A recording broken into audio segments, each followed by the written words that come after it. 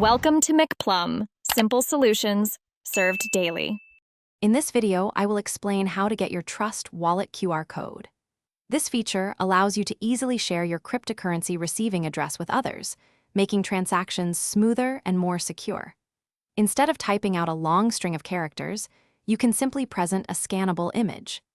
This method significantly reduces the chance of errors when sending or receiving digital assets, ensuring your funds go to the correct destination every time.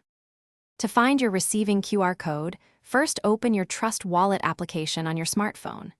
From the main wallet screen, choose the specific cryptocurrency you intend to receive, such as Bitcoin or Ethereum. Once you've selected the asset, look for and tap the Receive button. This action will immediately display your unique wallet address along with its corresponding QR code, ready for sharing. Once your QR code is displayed, you have several options for sharing it. The simplest way is to present your phone screen for the sender to scan the code directly using their own wallet application. Alternatively, you can tap to copy the address to your clipboard or use the share option to send the image via messaging apps. Always double-check that you are sharing the correct cryptocurrency and network to avoid any potential issues. While QR codes are convenient, remember a few key security tips.